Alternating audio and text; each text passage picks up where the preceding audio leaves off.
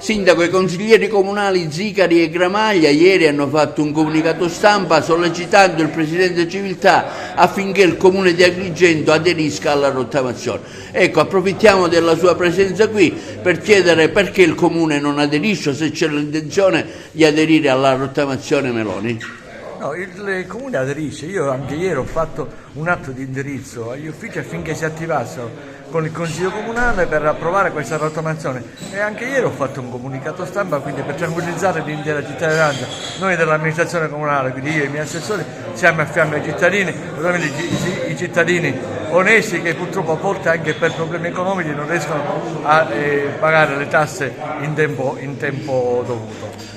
Siamo vicini quindi alla cittadinanza, ci impegneremo per la rottamazione, ho grandissima fiducia per le capacità del Presidente del Consiglio Giovanni Civiltà, che porterà in Consiglio sicuramente al più presto questo mio desiderio penso anche di voi tutti, sia dei consiglieri che della Giunta, affinché proprio si possano esaudire le richieste dei nostri concittadini. Quindi possiamo stare tranquilli e dare sicurezza alla città che l'iter da parte della Giunta e suo è stato avviato. Certo, il volere c'è, quindi l'iter è avviato, il Presidente Civiltà è molto attivo, quindi penso che a breve riusciremo nell'intento. Sindaco, la domanda che ci facciamo tutti, tutta la città, se lei riproporrà la sua candidatura alla volontà cittadina popolare. Ma guardate, ancora io purtroppo non ho deciso, quindi poi a giorni poi si vedrà. Di solito il sindaco uscente si ricandida, solitamente.